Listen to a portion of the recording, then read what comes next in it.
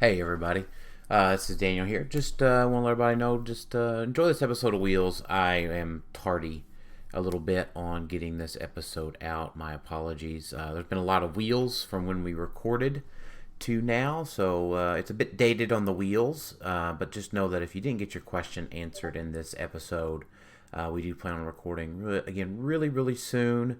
And we got a little diverted here on some other fun stuff in the first part of the episode. Then we go back and look at the tier makers in the second half. So, with that being said, enjoy the show.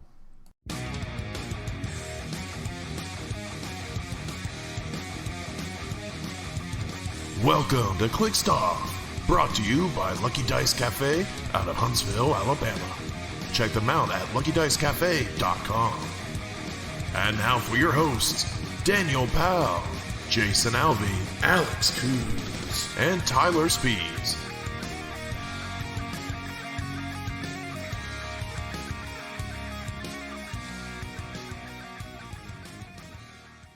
Hey everybody, welcome to Clixed Off today. This is your host Daniel Powell speaking. Just want to let everybody know that Clixed Off is brought to you by TrollandToad.com, world's largest HeroClix retailer. Find HeroClix new and old on TrollandToad.com and use coupon code CLIXEDOFF for 5% off your HeroClix order.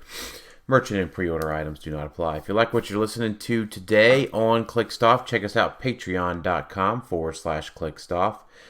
$1 and above gets entered into our monthly giveaways. $5 and above gets entered into our Discord channel for HeroClix strategy and tactics discussion. Joining me today is Jason, doing a gaming staycation Alvey this weekend. Yeah, vroom vroom. Let's go. Talk about some vehicles today. And Alex, we might let him talk today, Coos. Yeah, maybe. We'll see. So today we're going to talk a little bit about wheels. I also need to load up our previous tier makers. We're going to go and see how we did. So real quick for you, an easy way to do it, and if anyone wants to follow along at home, if you go to just click our Clixed Off page and then just look at our photos. We've posted our photos on this. Good idea. And you can, though, you'll see all the photos we posted, but you can zoom through pretty quickly to get to our first one, which I believe was back in Future Foundation. I believe was our House of X. House of X was our first one. Yeah. I see that. Yeah, it's a good idea, Alex. I was worried about how to get that far. And Jason, I know you joined us later in that. You could play the role of Tyler, and you could just kind of degrade all the choices he made if you want. Yeah. Sounds fair. Yeah, Jason's first one was Spider-Man Beyond Amazing. We looked that up last night. So was it? I don't think it was. I think it's A60. No, it was A60. That's right. Tyler did Spider-Man, which I don't think we actually posted. Unfortunately, it doesn't appear so. It does not appear that we posted the Spider-Man ones. They are in the chat, so I am back to. Yeah, I can look that up. But we wouldn't be really going through Spider-Man yet, would we? No. We were just saying what we were going to do tonight and what Jason would be able to kind of participate with. And instead of just picking on Tyler, I'll just tell you all when we suck. So yeah. That works too. Yeah, that's fair. See how horribly wrong we were with some of these, and we were definitely horribly wrong. Well, I feel like we were wrong on a few of them. Hey, don't spoil. Yeah, don't spoil them. Yeah. Yeah. So let's talk a little bit about wheels to start out with. Jason, we got two questions. We got a question from Lou Minotti and Caleb. Oh, I'll step out. I know where this is going. I saw his question. What? Oh, I haven't seen this. It's a good question. Yeah, it's one that is near and dear to our heart. Caleb and Lou Minotti both asked, when is WizKids bringing back organized play such as WKOs and regionals and qualifiers? Well, Lou and Al and Kale, let me tell you something. Not fucking soon enough. That's what it is. I mean, Oh, it's a few months too late. Whenever it finally happens, or a year's too late. Whenever it finally happens, I don't know. Yep. Not soon enough. So it needs to be so just we might as well go on our campaign. The thought with that. Oh yeah, I've got 300 modern organized play, folks. Don't forget, write your senators. Right, that's what they're worried about right now. or in my speech that I give every show until it comes back. Please remember that if you would like to see a year-round 300 modern competitive circuit like we used to have before the pandemic, please continue to message the WizKids HeroClix Facebook page politely and professionally. We just cannot stop bringing this up until we get WKOs, regionals, and a year-long build-up to nationals and worlds. I want to see your smiling faces across from me rolling dice. That's right. While you kick my ass. Yeah. Playing. Thank goodness knows what. In 2023, playing Modern from June to September was not fun. It was fun. Sorry. Correction. That was not last long enough. That's right. It was not enough fun. That still doesn't work. It was tons of fun for the few months that it lasted. It was just enough to wet the whistle and make us want more. Sorry, my wording being incorrect. I think my intent is very clear. It sucked. It was terrible. Right. Well, but hey, and goodness knows we've gotten so many previews and that have gotten its own post. So feel free to write in there. This figure looks awesome. It would be great to play this in a 300-point modern. On a map, on a real map, on a paper map, perhaps. Yeah. On a table somewhere in America. I don't know, in a WKO or around the world, perhaps. Yeah, somewhere. Yeah. Yep, at a organized play 300 modern WKO tournament, or even sealed. WKOs that were sealed were a lot of fun. I would be okay with those too. All right.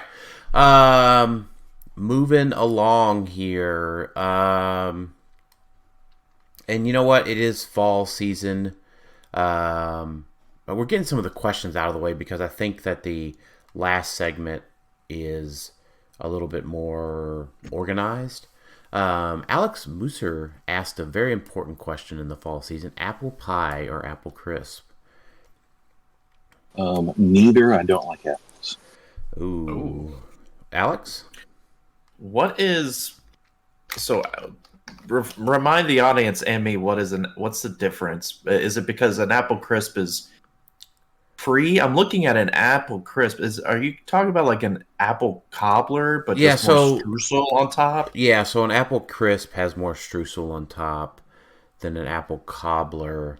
The filling of an apple cobbler is also typically a little bit more loose of a consistency, and a streusel or a crisp is a little bit more firm from my experience.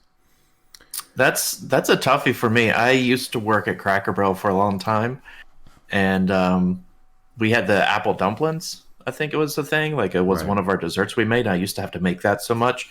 And that I think tends to be more like an apple crisp because it had like a streusel pecan topping to it. I don't think you could go wrong with either though. They're kind of very similar. Like if you put either in front of me, like I'd be like, okay, I'm not going to turn it down. Right.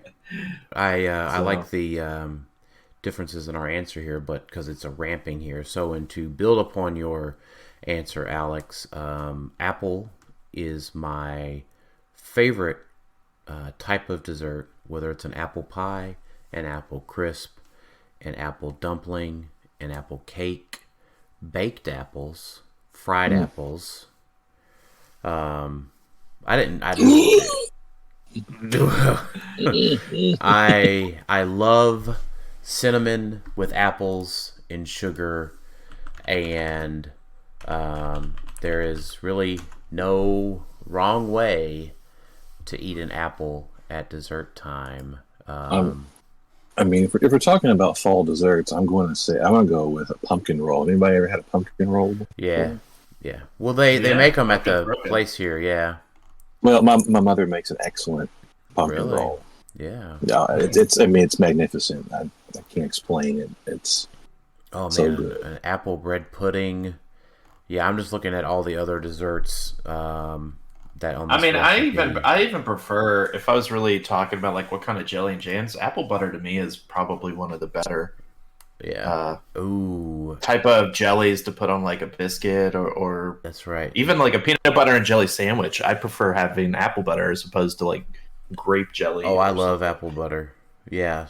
Jason, after we do our Buffalo Wild Wings tier maker with Jeremy, we're gonna have to do a jelly and jams tier maker for the holiday season. Oh, I'm gonna have to sit that out because I don't like that shit. Really? It's all trash tier for me. Yeah. You don't like jellies or jams? No, sir. You're missing out, Jason. No, I'm not. Do you like ranch on your wings? I do. It's the same thing. You see me eat it every week, and it's not the same thing. Well, I see it. The audience doesn't, Jason. That's why you say it out loud. Well, I do like ranch on my wings very much. It's the same Jam thing. It's any kind of breading is nothing like that. Yeah, it is. It's just jam is just ranch for your biscuit. No, butter or gravy is ranch for my biscuit. Or perhaps butter and gravy together are ranch for my biscuit. You know what is better than butter and gravy? Is if you have a little bit of grape jelly with your gravy on your biscuit. Oh my gosh, it's tough. That is S plus tier. I do have one use for grape jelly. Okay. Just one. All right. It's when you use them. When you use them to cook the little weenies in the crock pot. Yeah. Put grape jelly in that. Yeah, that's okay. Yeah, my mom makes her meatballs that way. That is tasty. Okay. I'm okay with that. I'll give you that. Yeah, that's fair. All right. And then just a couple Clixed Off food was brought to you by. Yeah, I wish I could go for a biscuit and gravy right about now. So let's see. Let's answer the non food questions. Well, not that. I was thinking of the non-wheels question. I can't get around calling it Wheels of Vengeance. That just sounds too like 80s action movie for me. So I just calling it Wheels. Yeah. I mean, it's not that it's a bad thing. Yeah. Yeah, it's like all heavy metal, man. Right, I get it. It's like 80s hair metal or something. Spencer White says, how do you guys see mission points faring with the new rotation? Better, worse, about the same? About the same? I mean, Indigo 1 and Darkseid are still there. There's still stuff for them to do. I don't think they made them worse or better, really. Do you? I don't think. Right. I honestly didn't keep track of what mission points went away. Besides the Starter Watcher, was the big one.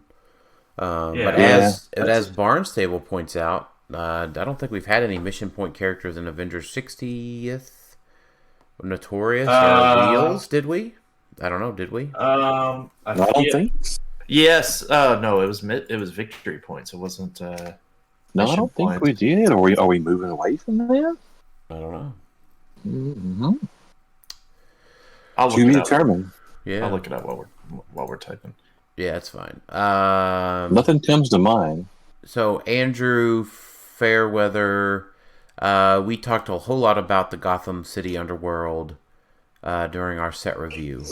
So, I also will be having. Actually recorded my own separate tier maker for GCU. I just haven't posted it yet.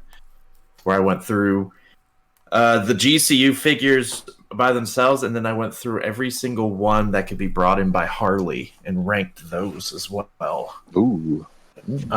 Outside of Wheels of Vengeance, I didn't start covering Wheels of Vengeance then, so I will post that maybe over the weekend. if you want some more in-depth GCU knowledge, because that's kind of where I've turned my focus. Now that Avengers swap is over, I'm kind of like taking a break on Avengers and kind of just focusing on GCU because I just like the way it plays. I want to see where Bane lands on your GCU list.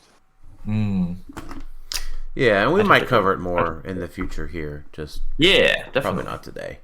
Anthony asked us several questions about here. Anthony, I don't think I could really answer your question about Hero Glow until I see it like on my shelf in the dark. I think a lot of people. What I'm hoping, I don't hope for this, but within the Scott Porter brick, he had the one like Hero Glow booster that was like all orange, but it also had the chase in it, right? Didn't it have a chase in it? I don't remember. I think it had the chase in it, but everything in that booster was Hero Glow. Because all the chases, I believe, have it, or at least some variant of it. So I'm curious to see if, like, okay, is the orange booster signifying there's a chase, or is it just signifying Hero Glow? I'm thinking it's mostly like, hey, here's a Hero Glow pack. Yeah, I think it's Hero Glow. Because if it's a chase thing, that's going to be hella easy to see. Like, Wolverine was not one of those orange bases when we saw it in person. I know for a fact. Yeah, because it was.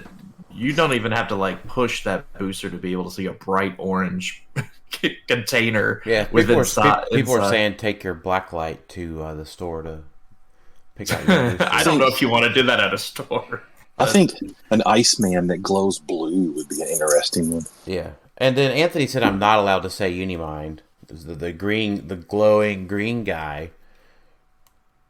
Listen, I want to see some like convention exclusive colossals. That's like maybe it's some, I don't know what exactly. Like if you think of like a Dark Phoenix or even Proteus. I'm looking at Lemon Lime Proteus over here. Right. Or how even, cool would that be? Or even at the if he just glowed. The DC level, was it the Chemo guy? The big Chemo. Yeah.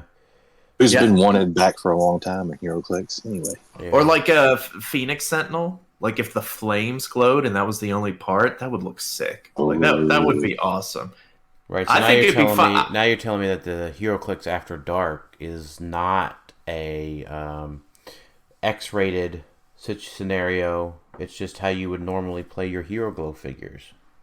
Yeah, I think we would call it Cosmic Clix, like Cosmic Bowling. I don't know if you guys have Cosmic Bowling, where it's like 11 o'clock or 9 o'clock on a Friday. They turn the lights off and everything's kind of a glow-in-the-dark theme party. We could do that. I think that'd be fun for like an event. I don't think you could turn out the store's lights, but can we have glow-in-the-dark dice too? It's like HeroClix nightclub. Let's go. Yeah, you would have to figure out how to do the map. The map would probably be the hard part. You'd have to get like a marker.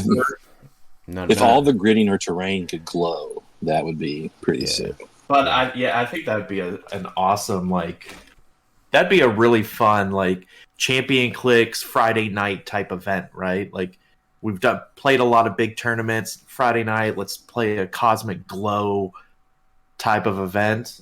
I think that'd be a ton of fun to just sit down with your friends and play. Get a disco ball. You gotta have a disco ball in your room. Yeah, some music playing. Yeah, I think that'd be a lot. Make it happen, David. Make it happen. Yeah. Oh, you know what? So I'm looking through the non-wheels questions, and I'm getting to the first non-wheels question. Peter Marshfield asks his final two questions, but his other questions were wheels related.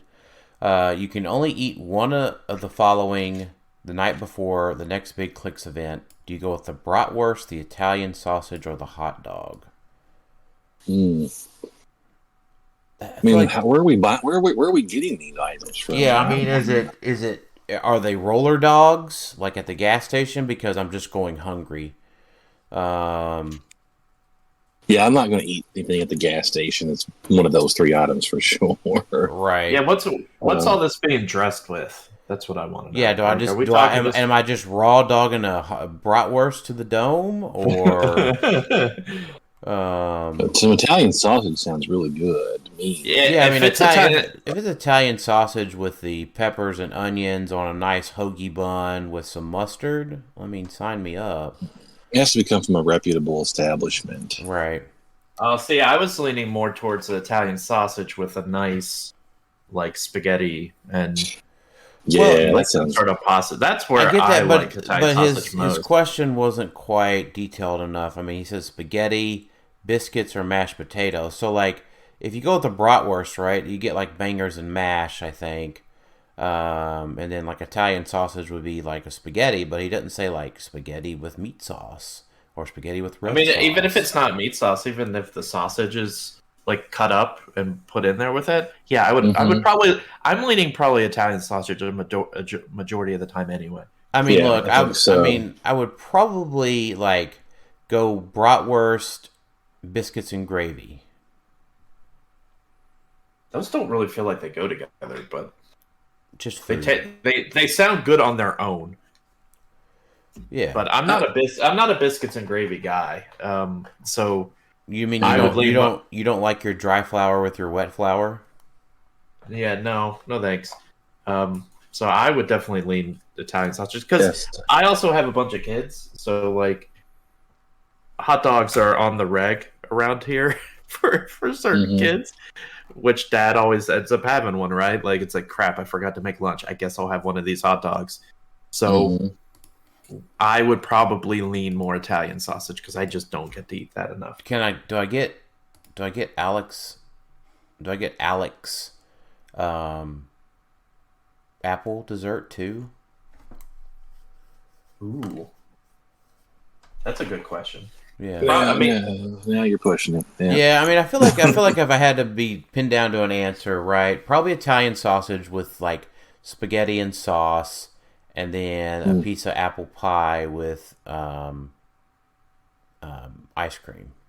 I don't think biscuits or mashed potatoes go with any of those three. Bangers and mash is a actual entree, Jason. What is the banger? The bratwurst. The bratwurst. I don't know. I've never ate bratwurst with mashed potatoes. That's fine, but I never. It's not what I equate with it in my head. It's pretty good. It might be Italian sauce. It's one of the encased, processed meats, but it's good. Well, if we're going with questionable meat choices, like I'm thinking Salisbury steak and mashed potatoes. Right. Here's another tier maker, a processed meat tier maker. I don't think anybody wants that one. Look, my whole plan in my head is that if HeroClix ever dies, we're just going to start a podcast about food. Yeah, that's fair. All right. So non-wheels questions.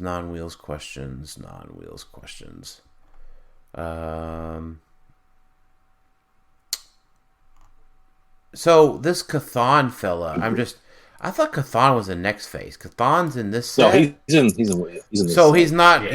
He's the blue fella, right? Mm-hmm. And he's the 300-point one. The 300-point blue fella that was the author of the Darkhold. Mm-hmm. Okay. I mean, Jack says, is he going to be busted or is he not even close to good enough? Like, it's one or the other, right? It's either totally busted or totally crap. Right? Yeah, I mean, so I thought he was going to be, I had in my head this time since Worlds that he was going to be one of the heralds.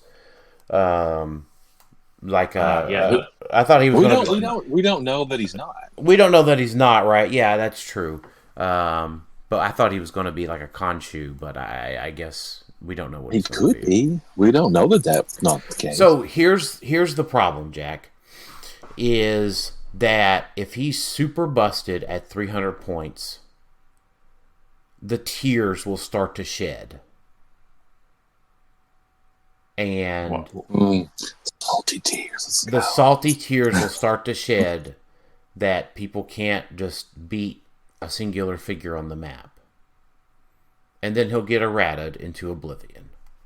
Oh, I thought you were talking about you would start shedding the tears. No. That's what I'm gonna be like Cartman licking them off their face. Okay, Yeah. well that's So if he's super busted for some reason, right?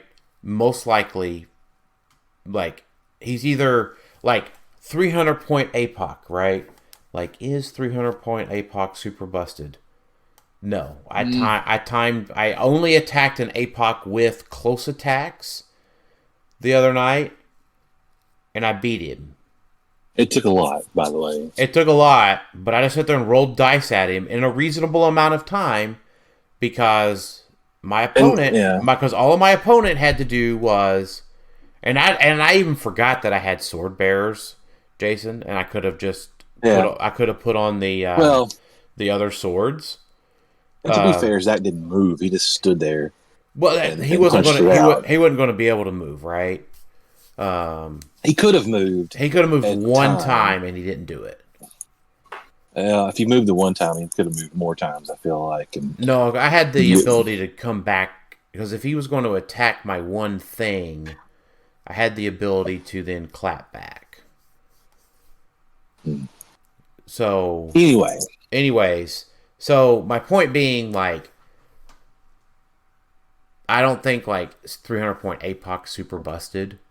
300 point APOC also has other point values. Cthon has nothing but 300 points. That's right. So, but what I'm saying is, my point is that if it's super busted, folks it has to be better than that. It has to be better than 300 point APOC, and then if it's probably better than 300 point APOC, then folks are probably going to cry until he's. Because anytime that, again, you guys just do not say it. Let me finish this statement. Let's move on. Anytime that there's a high point figure that does something really good and is really playable, folks usually try to get it errated into oblivion. Yeah. So, he had to have like some kind of multi-attack power, right, or something. He has to, right? Some sort of improved targeting, maybe. Super defense. Let's not go down that road. There's no road that we're going down, Jason or Alex. There's no road. He can't be a figure. He can't not have IT and be good. If he doesn't have IT, he can't be good for the 300 I don't know figure. I don't know if I agree with that. Like I think for one 300 point figure, he can't be. He has to have improved targeting. I'm saying Dan was leading us down the Thanos improved targeting through blocking, and I don't think that is necessary. No, so if he doesn't, if he's defeated by a stop sign, if he's defeated by a stop sign burying him into a corner, then he's no good. How are they beating him at that point, though? They're going to a 0-0 loss at that point, right? He has to be able to shoot through blocking, probably. He has to be able to bust blocking, do something. And destroy it. That's the point. I can always use my... That's the point, Alex, is that if you beat him by taking 3 actions to shoot and or punch him, and then you take your 4th action to bury him up, and you just repeat until he's KO'd, then he's not any good. But that's a bigger testament that stop sign still needs a fix. You can, or didn't have to be stop sign. It could just be any power action barrier piece. You still have to deal with actions. Like you still have to deal with action economy and double tokens. A single base character is like you just need 2 power action barriers. Sure. And then you can. Well, no. The thing is that takes away, like, fixing stop sign allows now for you to have 300 point characters that have like phasing or things like that could actually go through the blocking or movement through blocking, right? Like destroy blocking movement. You lose that with the stop sign. Like that's the inherent problem with that is if you have a character that has like a big Hulk that can run through the blocking, they suddenly can't because of a construct that has a stop sign on it.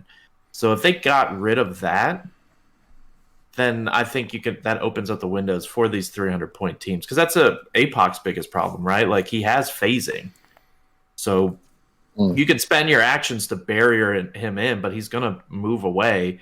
And then you now have to worry about, okay, how do I get my barrier pieces over to where he moved to then redo it again? Do I have to spend some TKs? What do I have to do to get that barrier over to him to stop him again? But it feels it's like unlikely you could keep doing that. It feels, I mean, because we're all speculating here. It feels like Chthon is, designed for small maps. So, like, is he going to have like a 12 movement to be able to adequately do that readjustment, or like it's got to be at least like a big range. Yeah, I don't know. I think or I would compare him most like my de facto. Hey, this is a solid tentpole piece. He's not 300 points, but he's close. Is probably Venom Goddess Symbiotes. Like I feel like he's pretty close. 270. He has that charge where like he can place, so he has that extra movement if you play something. If you move around a little bit, he's pretty offensive, but he has defensive aspects to him. Like, I like Venom Goddess Symbiotes because you don't look at him and think, oh, he's overpowered. But at the same time, he's strong enough to where he could probably hold his own as a tentpole. Yeah, so the problem is that's my benchmark is Venom Goddess Symbiotes solid. Yeah, I mean, but it's not enough to win a tournament. The problem is that if Chthon is enough to win tournaments, then he's probably going to be salty tiered or ratted. That's my opinion.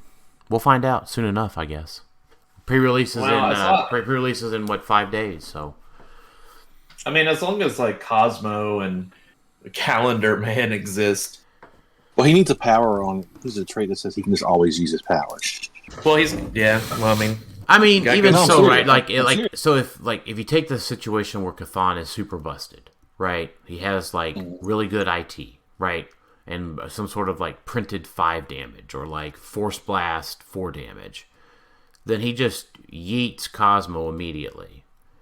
Then should be pretty easy for him to do. If he's super busted. I mean, it's all theory at this point, right? So, all I would say is the track record of super powerful Marvel DC entities is not very good. I mean, let's remember like Null, how strong he is in the universe. Let's remember like Galactus, like all these strong pieces, and it's like, odds are he sucks. Yeah, odds are he's probably decent, and like maybe he does something neat, but like probably not enough. But we'll see. Boy, who knows?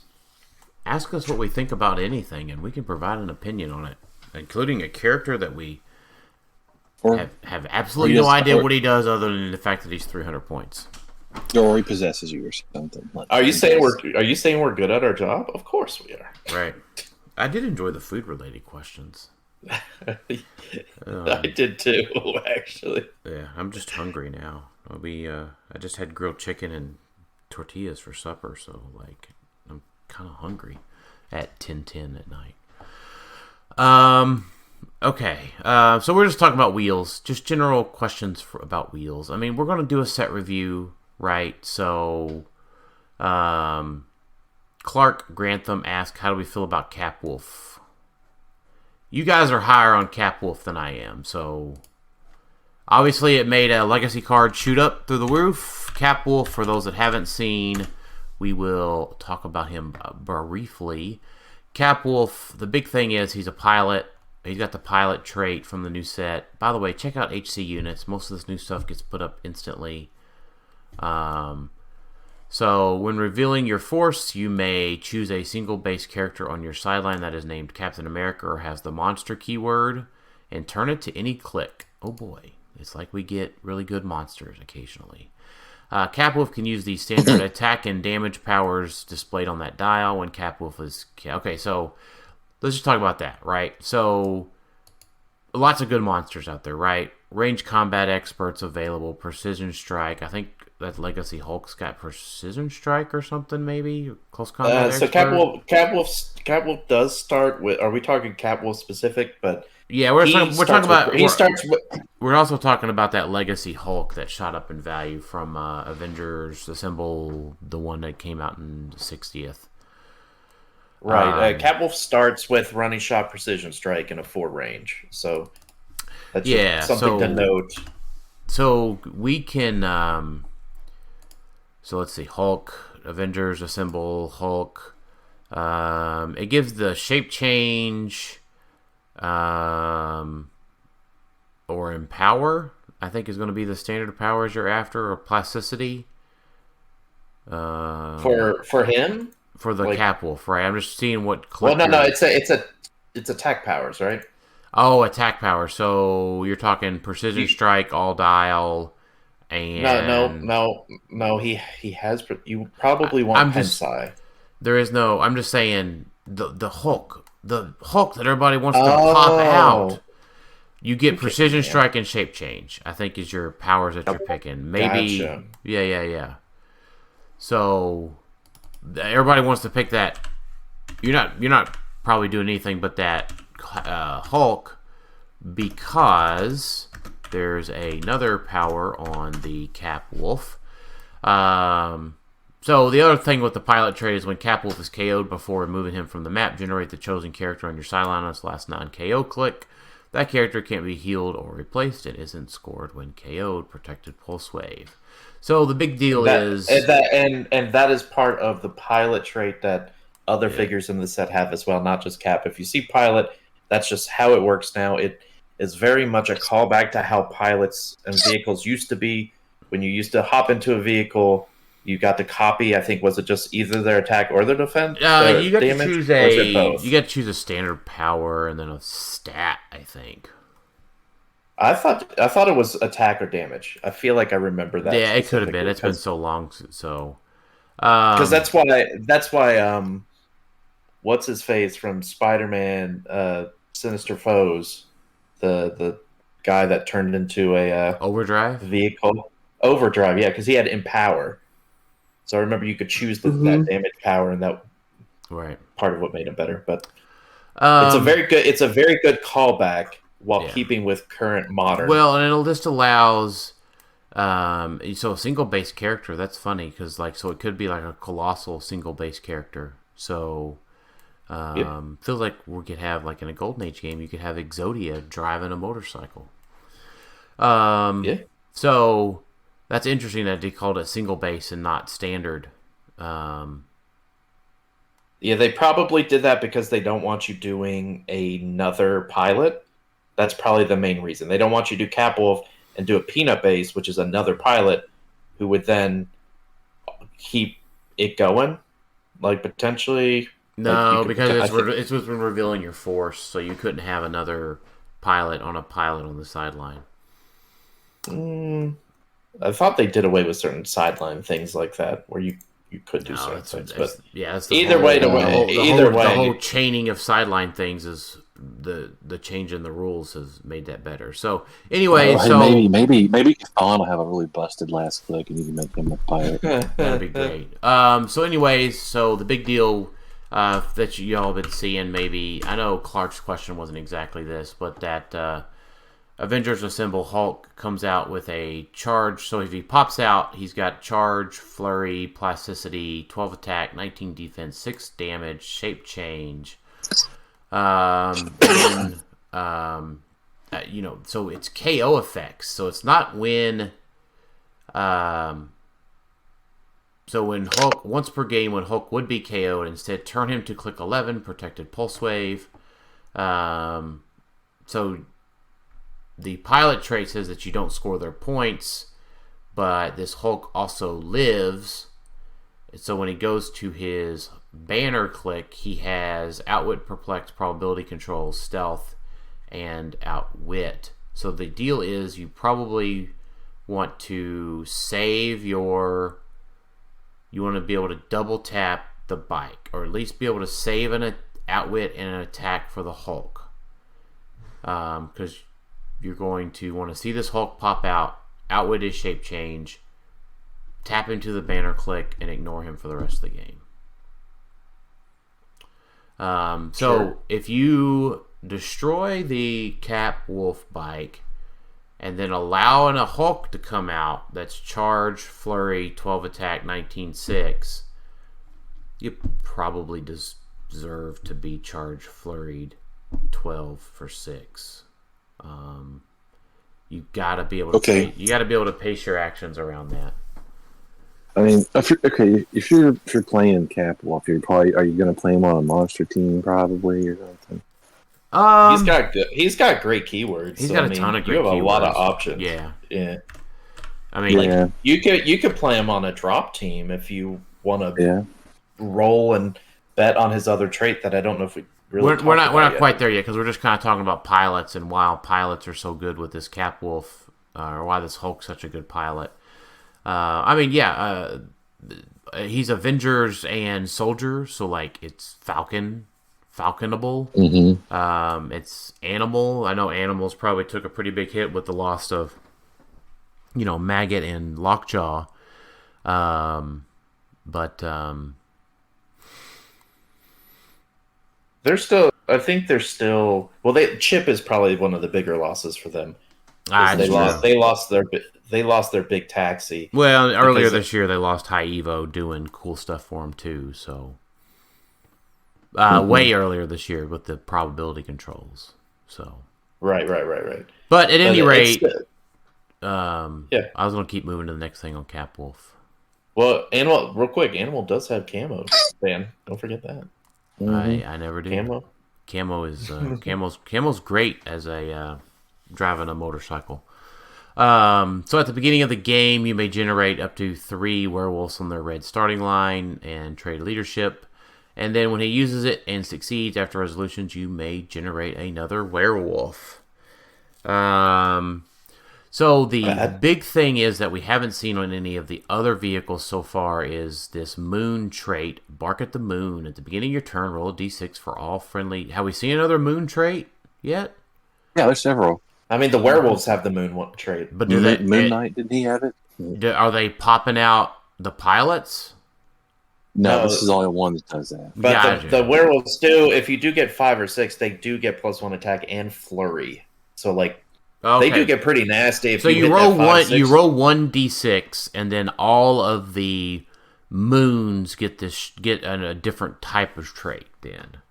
Mm-hmm, mm-hmm, yep. Mm-hmm. So it just happens to be that Caps is pop out the 12 for 6 Hulk, and correct. So free generate. So the thing is 1 through 4 get shape change. 5 through 6 free generate the character chosen for the Cap Wolf's pilot trait on its last non-KO click, which has to be the 12 for 6. It can't be on the outwit click. There's a ruling on the win. Generate the character chosen for Cap Wolf's pilot trait on its last non-KO click, and that character makes an attack. After resolutions, return to your sideline on any click. It can't do flurry, but it's just a free 12 for 6. Yeah, then you're yo-yoing him back onto your card there. Yeah. Yeah, the biggest thing I would think of is that you need to make sure you have a prop available. Yeah, it's a good idea. Because if you roll that crit miss, it's just dead, right? Yes. That would happen because that happens before. Yeah, after resolutions. Critical misses happen immediately after resolutions. But you know what? Though I think Alex, Hulk may get around that too. Yeah, because it's once per game when Hulk would be KO'd. You said turn into 11. So if he crit misses on his last click, he just gets turned to banner. Yep. Yeah, that's fair. Because it's not KO. It's if you're it's something to note for anybody other than Hulk that's piloting the Cap Wolf mobile. Yeah, because keep in mind, if you do the character and you go for hit a Mystics character, you could basically ignore that because they're both after resolutions effect, and since it's your character attacking, you choose the order. So your effects happen first. So nothing about choosing the order. Sorry. Yeah. No choosing. It's yours goes first. Yeah. And so him returning to the sideline happens before Mystics damage, so the Mystics wouldn't really do anything because you were. Well, I guess would it still happen when they're off the board? No. Okay, because you do turn them to any click, so but. You don't have to worry about Mystics, but you do have to worry about crit misses. So just keep that in mind. That could backfire big time if you're rolling out a 300-point figure to hit somebody, and you roll a crit miss and you instantly lose because they suddenly score 300 points. Yeah, I mean, so do I think that the Cap Wolf is bad? No, not by any means. I just think that your teams going forward have a very particular set of things that they have to be able to do to deal with the Cap Wolf and then the Hulk that pops out. Yeah, I think the Cap Wolf can go onto a team that has potentially significant offensive power. Like, if he hits that 5 or 6, if they build it right, and maybe he did start with the werewolves, maybe there's other moon traits. Because remember, if you hit that 5 or 6, it happens for everybody. That's a lot of potential firepower. But if they don't hit that, okay, can their team mitigate that? I think it's a perfectly fine competitive piece. I think it's a cool piece to add into the very shallow meta that we have right now because of the smallest meta. So I think it's perfectly fine. I think this is the only thing that we're looking at now probably is building towards Florida. So the 50, I think there was 52 people that played in Florida last year. So the 50-ish of us going to Florida. This is what we're thinking about. Yeah. Or like even if you're just any other local tournaments that might be bigger, like a win-a-map type tournaments, it's good to think about these type of characters and what you're going to play with. Do you feel like he's too many points? I don't for what he could do. Like, if he was 50, I feel like that would be a little too much. I wish he was cheaper? The reason I asked this is because he's 90 points, right? Mm-hmm. So for 100 points, you get 2 Carnage Surfers. But you can't just always equate that to that. Yes, you can. Yes, you can. No, because... yeah, you can. Yeah, you can. No, you can't, because maybe Carnage Silver Surfer isn't the answer for the team that you're trying to build. Well, maybe that means the team that you should be trying to build is the 2 Carnage Silver Surfers. Listen, if I had $400 to just lay down for 2 Carnage Silver Surfers, whereas this one is probably, like $150, is probably where Cap Wolf will end up. Maybe touching 200, but probably not. Some people might lean that direction than dropping $400 for Carnage. I'm not putting money into the equation. I'm just talking about figures in a non-economical fashion. The money doesn't matter when you're trying to build the best team. Sure, but if you correction. So let's ask it a different way, Jason. So in a more economical sense, okay? Mm-hmm. Can this guy, this Cap Wolf, survive a Prime Spider-Man at 80 points? If he rolls out, I guess. That's fair. I get that, right? So like, I mean, 101, right? No. Super Senses is his big thing here, right? Prime Spider-Man's also about $150 now, in case anybody didn't know. And also, I think it also depends. Feels like folks should have already picked up their Prime Spider-Man for the $60 days. Like you missed out on that boat. But like Spider-Man comes up, he's 12 for 4 by himself, right? He hits him for 1-2, and then hits him for 1-2, and then smacks him with a thing. So like Prime Spider-Man would leave Hulk on the map, potentially. Yeah, I mean, it also depends on what else you're building around Cap Wolf. Like if, King Killmonger, all that others, the machine, the train, as we called it, or whatever. Like, there's a lot of things you could build around him. I think he's perfect. I think it's just I'm not saying he's not. I think he's cool. He's a good figure. I'm just saying, when you're in this point range, that's the kind of thing you have to be thinking about. Yep. Like that's the litmus test. Well, I think it's a litmus test that is not really fun to keep having to do. It's not about fun, Alex. It's about reality. It is. It is about fun. Yeah, it is. It is 100% about fun. Do I want to sit here and look at these sets and say, no, none of these figures are as good as Carnage Silver Surfer, and then I'm going to play Carnage Silver Surfer for the next 2 years? Well, you're not going to play him for the next 2 years. He's going to retire in like less than a year. Yeah, the problem is that what Jason's test here is looking at for competitive play is Surfer's good until whenever Worlds is, or whenever retirement is in 2024. And then will Capwolf be power creeped out by then, or will he still be good for the 24 to 25 season? And that's unknown. That's way unknown, right? So, like, follow the trend of price on Capwolf and pick one up at cheap. So if you already have your surfers, Jason's just using the initial thing, Alex, like of surfer being, the really obvious thing, but it's like, how does it hold up to the Prime Spider-Man that I talked about? Valid question. Or how about this? I've got another one for you, Alex. So I understand this might take a couple of more characters, but keep in mind it's not a chase. So if your Cyborgman carries over, and if I'm saying this wrong, right? Because whatever, you carry over what's her nuts, Poison Ivy. You could just say, can Poison Ivy take him out? Can Poison Ivy? I mean, how many attacks is Poison Ivy making on the alpha? Making 2. You're getting 6 damage, so you're not taking him out unless you got an extra. So you're talking about somewhere. A second in power other than Poison Ivy, right? Mm-hmm. Yeah, so, but you could get.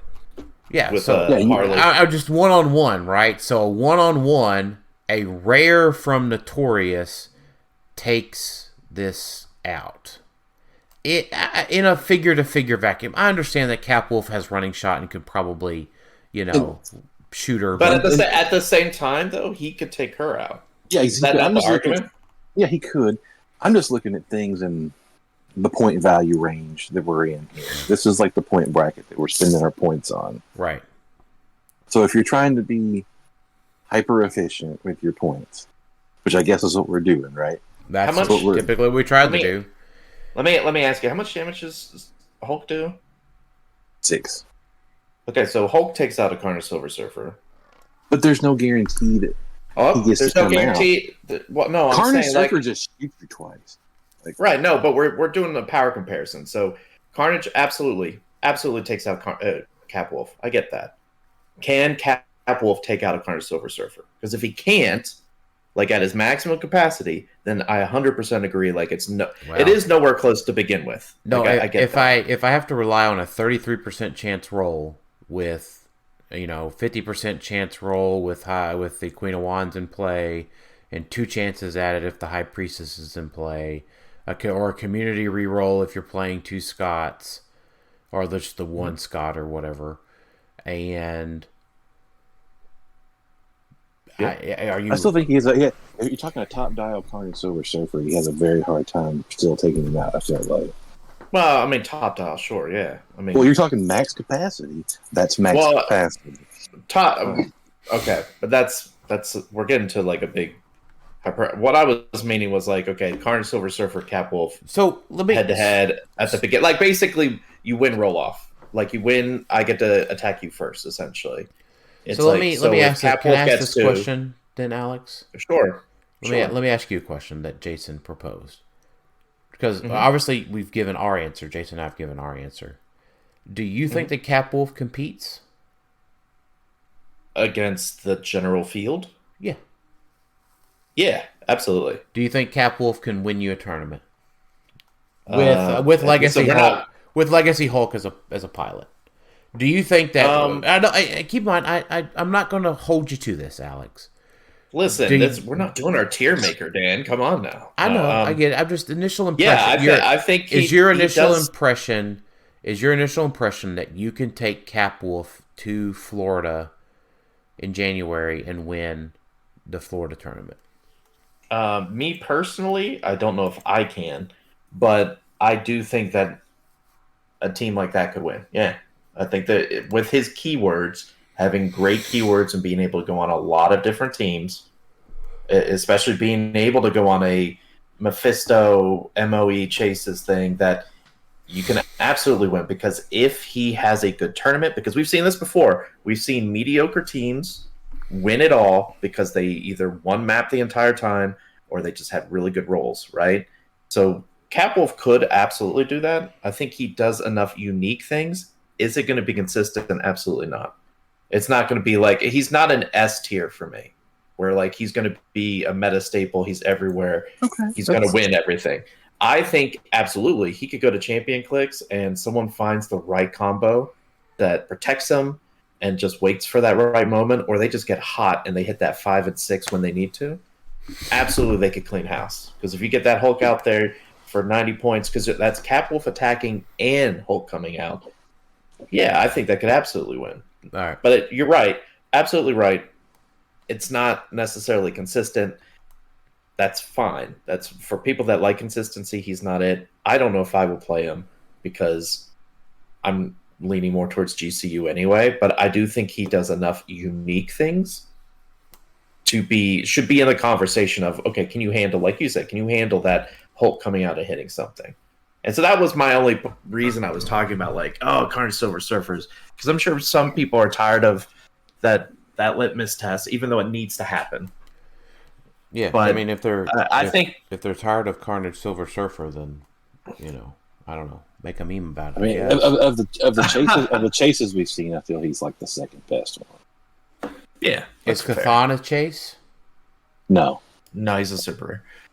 You think it's the second best chase? I think Ghost Surfer's better. Ghost Surfer. All right, so, but yes, man, we can tell we haven't recorded in a while because we're awful fired up tonight. We have a whole nother segment to go tonight. So, all right, so Ghost Surfer, when Ghost Surfer moves after resolutions, generate up to 4 fire, smoke, terrain markers, and squares he moved through, so like combos with his sidestep at his low dial. Then make a close attack targeting an opposing character he hasn't attacked yet this turn, occupying any fire terrain marker regardless of adjacency. At the beginning of your turn, deal 1 damage to each character occupying those markers, then remove those markers. Alright, so that's the first thing. So we get to sidestep through folks, make attacks for free. We like that. Or just moves. Or just moves. Yeah. And if he hypersonics, he gets to make 3 attacks that away. Mm-hmm. Assuming they don't give him the Hulk Prime treatment, which, by the way, since we last recorded, the Ultra Chase Zod trio got the Hulk Prime treatment. Sure. So that's a big one at 200. You get the hypersonic, or I guess he could hypersonic if he's given a rides a motorcycle.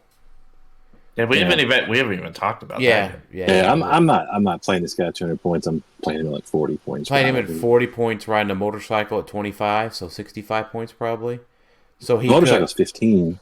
Well, shit, 55 points. So you get to, if he's hypersonicking at 40, he gets to hyper attack 3 times, sidestep. So you're talking 4 attacks. I mean, you can power him up with perplexes and shit, obviously. And yeah, is he a brute? No, he's a monster. Shit. All right, then when an opposing character within range uses willpower and succeeds after resolution is dealt in 1 penetrating damage, and he has a 6 range. Get rid of all big maps, so things like this are more appealing. Well, yeah. So the added thing with him is, one, he's not unique. Mm-hmm. And the wording on that, because it says make a close attack targeting an opposing character he hasn't attacked yet this turn, occupying any fire terrain marker. It doesn't have to be his generated ones. Right. So like you could send 1 Ghost Surfer out, drop the fire terrain markers, and you got 2 more sitting in the back, because why not? And they could just sidestep and just, like, they could do their own thing in the back and make attacks, right? Because it's regardless of adjacency. Yeah. Mm-hmm. Yep. I like that. And he breaks blocking and he moves through characters. Yeah, he's very much, I guess the term he's a glass cannon. He's a little squitch, probably, but yeah, he could die very quickly. But yeah, no, but if you're TKing him out and he sidestep and moves 9 squares, I mean that's the whole map. And then the other 2 guys sidestep, make 2 free attacks. right And, next to and, and, next and, to and you could have 3 of them all ride in the Hell Cycle. yeah, and they're all right next to your. Well, I mean, shit. Yeah, I mean, this. Ooh, you know what? I don't. He might get the Hulk. He might get the Hulk Prime treatment. Well, the caveat with him, because you're telling me. Hold on, sorry, Alex. So for 55 points times 3, that's 165. I can send out this Ghost Surfer and whatever, right? That I don't even want that Ghost Surfer to attack. I don't even care if that Ghost Surfer attacks, right? He just is moving through a team and creating fire markers, attacking 1. Right? Mm-hmm. Okay. Mm-hmm. And then the other ones in the back, you still have 2 actions left. So they sidestep, boom, boom. They both make attacks. Next to your empowers or whatever you might have in your back line. And then they ride their motorcycles in hypersonic. They fake move twice. And they get to attack 2 more times on the other side of the map. That's way better than a Cap Wolf.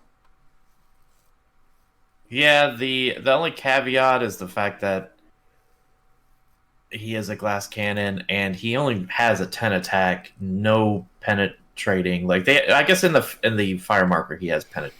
No, he doesn't have not on his low dial, but if you're just doing the freaking thing where you're just like choo choo choo choo, right? So I mean, he has a 10 attack. That's not true. It's you just do a theme team. You're playing 50 points worth of Scots, and you have 2 perplexes. So he's really a 12 attack for 3 damage. Yeah. And don't forget, you're just getting free damage when they roll willpower if you're within 6 of them. Yeah, if they survive. Yeah, I'm just saying, like, anybody listening that's sitting there thinking, all those attacks, it's like, well, do keep in mind, 11 attack, maybe 12 attack, 3 damage. Like, you still have, he doesn't have any, like, precision strike. You could spend more to give him that, sure. Well, so right? But it feels very Animal-esque because was fine for animals. Well, I mean, this is especially good because he's Avengers. So, I mean, you could absolutely play this with like a Miss Marvel or 2 that has the rings and Right. And let's not forget 35-point grand prize APOC has a 10 attack. You can Falcon him. Yes. Yeah, you can Falcon him, and he's also cosmic, so you can play him with Cosmo. Yeah, I can absolutely. So those things that he can't get through, it's just barked away. Whenever his one friend, Alpha Ghost Surfer, packs him out there, he just barks it away. I just feel like this guy's hands down the best figure in the set that we've seen. I hadn't really looked at him that much. I know you were high. I know I've had another busy week. I mean, I've had almost a busy week at work every week since Worlds. So I've just been sharing all the things. I get it, Jason. This is better than Cap Wolf by far. I would play 2 Ghosts, and it's a Surfer. What the fuck? It's a Surfer. Of course, it's good. Yeah.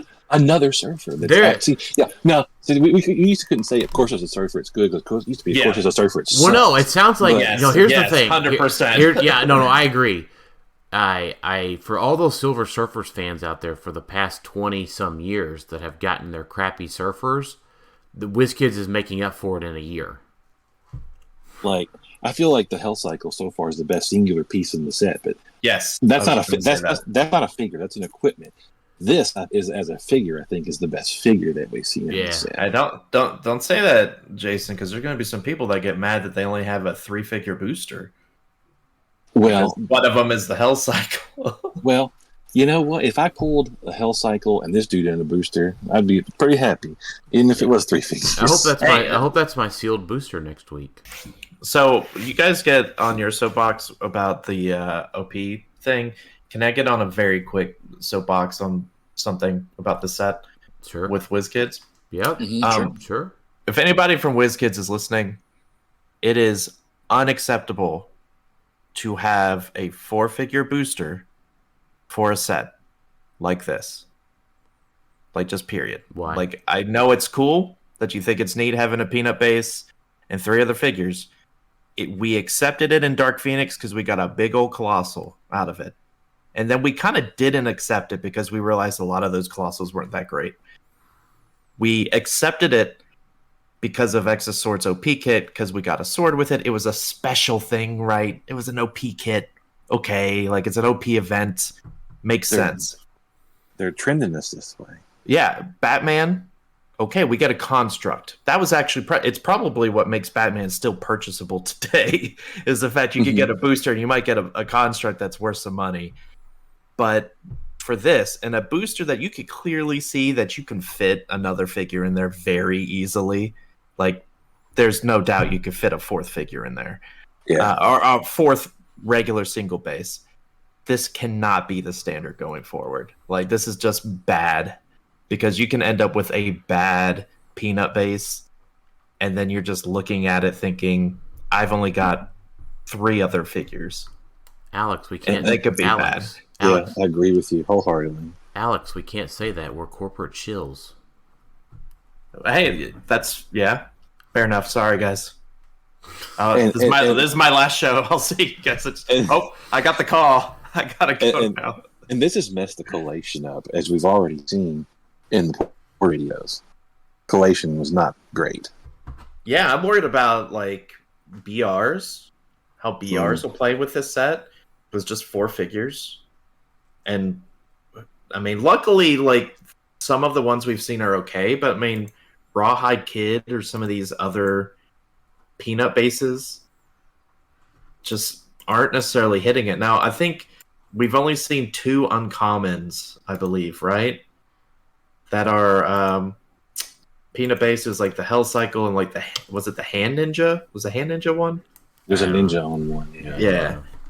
But we're still missing, like, a couple uncommons. So I'm hoping there's not many. Luckily, the Hell Cycle, like, you're probably fine for a bit to open a booster and see a Hell Cycle. You're probably like, okay, I'll take it. Because I need, like, 3 or 4 of these. But I'm just not looking forward to it. I'm bummed out. Because now, these don't have do these have an increased cost? Or is it the same MSRP? I think it's same as it's same MSRP. $17.99 or whatever. Yeah. Yeah, it's okay. Because remember, they did that with Dark Phoenix, right? That was back when it was cheaper. They're like, oh, with the new boxes, it's a little bit more expensive. Right. So, but yeah, we can't be satisfied with this going forward. Like, we don't need to be like, oh yeah, we're down to 4 just because they feel like it. Like, this set specifically, I get they wanted to do peanut bases. They made a cool booster thing, but when you look at the packaging for it, there is 0 reason they could not put another little circle in there to fit another figure. Like, it would work perfectly. And it's not like the peanut bases are, like, bankrupting them, right? Like, oh no. Yeah, I mean, I would say this. It's my planned sealed purchases for this set is way down. It's not a big set. I still haven't completed Notorious. I'm still missing some Black Lanterns and some deceased characters. And it's a small set. I just can't see spending. And what Scott opened, what was in there, Jason? Was there 2 super rares and a chase? 3? I think there were 3. One of them was the Prime, was the super rare Prime. So was there 2 super rares and a super rare Prime? Mm-hmm. Well, that's normal. And a chase. And a chase. But like, that's he duped rares a couple times. The dupe rares are the problem. Yeah, I would say dupe rares are the problem. Yeah. I don't think he didn't even get like a whole set of commons. I don't think in there. No, he definitely didn't, because there were a couple episodes where he opened a booster and showed 1 figure. Like, and this was the 3rd booster he opened.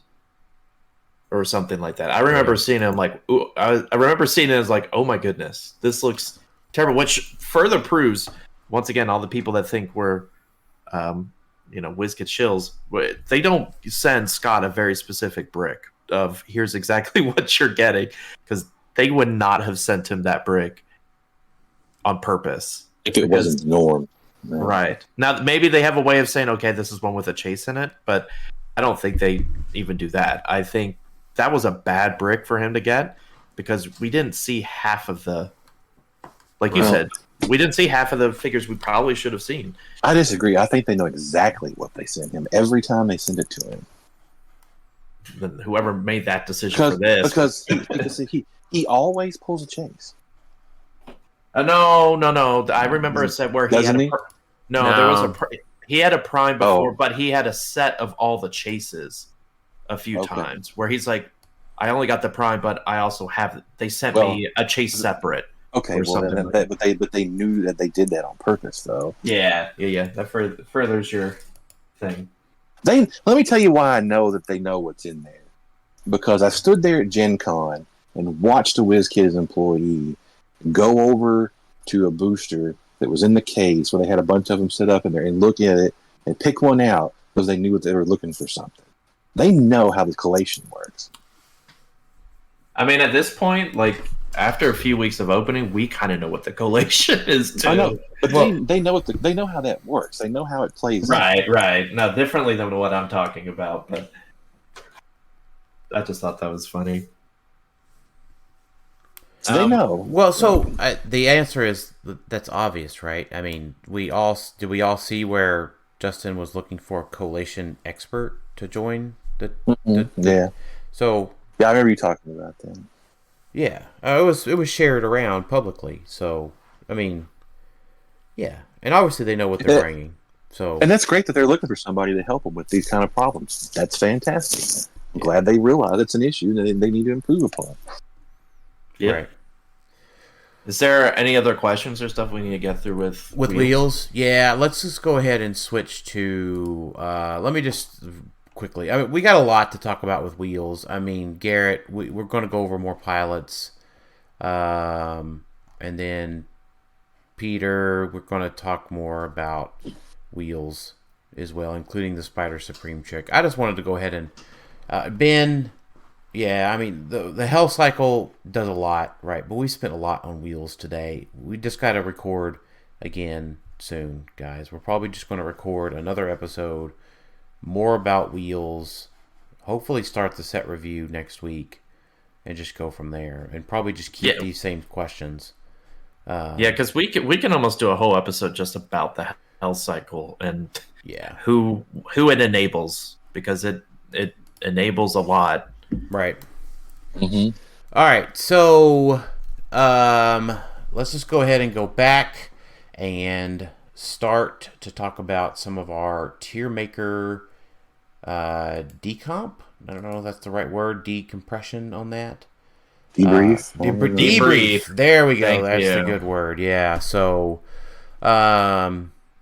let's see. Alex, do you have yours up for House of X? Yeah, so I think we only really care about like the S's and A's. Well, and then see if we miss out on any S's and A's, and then do we have anything too low down below? Sure. Oh gosh, I was way off on this one. So in S tier, I had Bishop Prime, which was correct.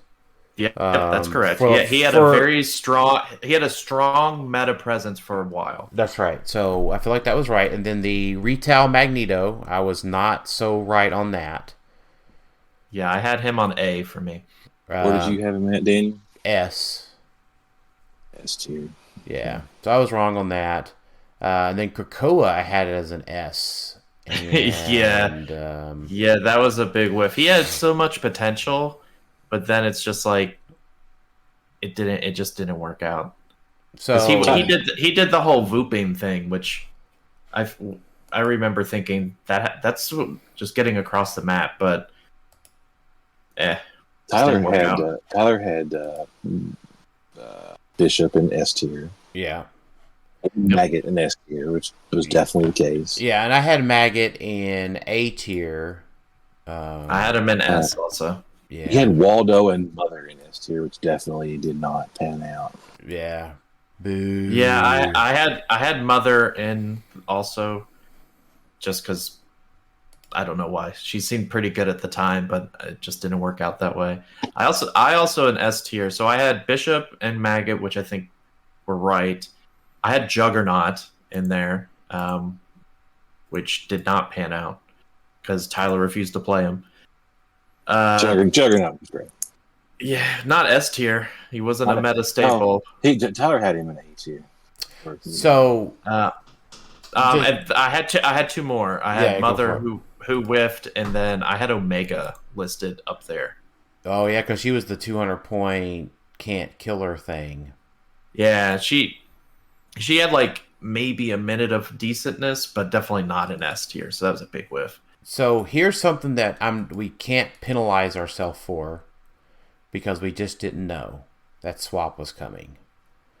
Tyler had Jubilee in B. You had Jubilee in C, and I had Jubilee in B. We obviously did not know swap was coming, and I think we remember talking about her on the set reviews that how good she was, but she was just way too unreliable to be, which is true. So she definitely became S tier figure for sure. Yeah. But we can't. That was something we just can't. We can't foresee, right? Something that would have enabled swap. Yeah. Swap wasn't even. Well, swap wasn't for X-Men. Wasn't even a thing at that point, right? Yeah, but just looking generally at the season Ds that I had out there, I didn't. Besides Jubilee's really the only one I see there that should have been higher. I don't see anything else that's like, oh, that just blew up and is amazing. I think we hit pretty well on that. I think most of the set was trash. I think we did pretty well on the set. I had Zorn Prime a little bit higher than he should have been. Yeah, Tyler had him an A, which is probably too high. I had Vulcan was an A. Yeah, Vulcan was an A, but I think Vulcan suffered from no events. No events, more so than anything. Chase A was an A tier for Tyler also. Yeah, so Tyler got Chase A right. Alex, I think we missed out on Chase A, but that was Chase A goes hand in hand with Bishop Prime. Like they were popular at the same time and fell off at the same time. Right. Well, what's his face won. Chase A also had the ability with swap that was really good with him. Well, his crowning moment with Bishop Prime was the first HeroClix for Huntington's event, I think, right? Yeah. Like that was the biggest one. I forgot who won. Sorry. Brad got second in that event with Chase A. Right. That's where I feel like that was the crux. That was the highest they really hit the meta. Yeah. Before they crashed. But I feel like you were about to ask about Aaliyah Gregor. I believe that's the one I have listed. I have Aaliyah Gregor in A. You have Aaliyah Gregor in A. Tyler had her there as well. Yeah. Which I think she was pretty good for a moment. Right. Like a splash, which is fine. So I think overall House of X, I don't think we did too bad. I mean, I think.